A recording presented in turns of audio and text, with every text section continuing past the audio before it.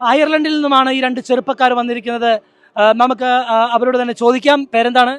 Jeremy. ബിറ്റോ. ജെറമിയും ബിറ്റോയും അയർലൻഡിൽ നിന്ന് വന്നിരിക്കുന്നു. ഒരാള് ഫൈനാൻസിൽ ജോലി ചെയ്യുന്നു, മറ്റൊരാള് അക്കൗണ്ടിങ് സെക്ഷനിൽ ജോലി ചെയ്യുന്നു.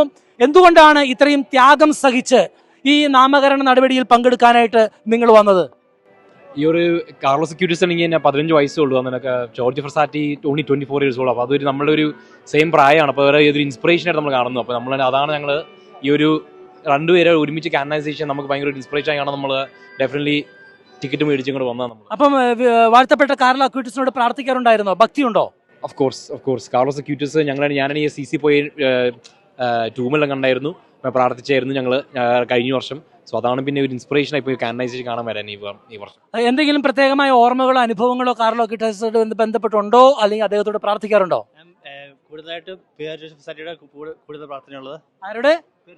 അത് വളരെയധികം പ്രൊവിഡൻസ് ആയിട്ട് എനിക്ക് തോന്നുകയാണ്. ജെറമി പ്രാർത്ഥിച്ചുകൊണ്ടിരുന്നത് കാർലോ അക്യൂറ്റസിനോട്, എന്നാൽ ഇതാ പേര് വിട്ടുപോയി, ബിറ്റോ പ്രാർത്ഥിക്കുന്നത് പിയറെ ജോർജ് ഫ്രസാത്തി എന്ന വാഴ്ത്തപ്പെട്ട വ്യക്തിയോടാണ്. ചോദിക്കാം, എന്താണ് ഈ പ്രത്യേകമായ വാഴ്ത്തപ്പെട്ട വ്യക്തിയോട് പ്രാർത്ഥിക്കുവാൻ കാരണം? പണ്ട് തൊട്ട് എനിക്ക് ഇൻസ്പിറേഷൻ ആയിട്ട് തോന്നിയായിരുന്നു. അപ്പം ഇപ്പോഴും മനസ്സിൽ ചേർന്നൊരു വിശുദ്ധനായിട്ട്. അങ്ങനെ ഇൻസ്പിറേഷൻ കിട്ടാൻ കാരണം എന്താണ്? അദ്ദേഹത്തെ കുറിച്ച് അറിയാവുന്നത് എന്താണ് പ്രത്യേകത? അവന്റെ യുവത്വവും ഒരു എനർജിയും എല്ലാം ഒരു ആസ് എ യങ് കാത്തലിക് ഒരു ഹ്യൂജ് ഇൻസ്പിറേഷൻ ഫോർ മീ. ഇവര് ഹൈക്കേഴ്സ് ആണ്. നമുക്കറിയാം, വാഴ്ത്തപ്പെട്ട പിയറെ ജോർജ് ഫ്രസാത്തി ഒരു മൗണ്ടൻ ഹൈക്കർ ആയിരുന്നു. അദ്ദേഹത്തിന്റെ മോട്ടോ തന്നെ to the heights of holiness, ഒരിക്കലും താഴേക്ക് വരാതെ വിശുദ്ധിയുടെ ഉന്നതങ്ങളിലേക്ക് മാത്രം ഉയരണമെന്ന് ആഗ്രഹിച്ച വിശുദ്ധനാണ്. അപ്പോൾ ഇവർ മൗണ്ടൻ ഹൈക്കേഴ്സാണ്, ഇവരും പോവാറുണ്ട്.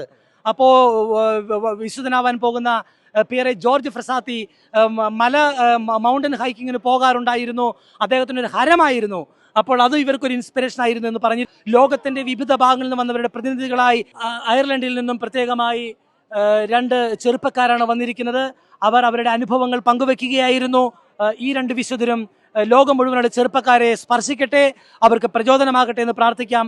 വത്തിക്കാൻ സ്ക്വയറിൽ നിന്നും ഗുഡ്നെസ് ടെലിവിഷൻ ചാനലിന് വേണ്ടി European coordinator father Joby Paul Kachappilly.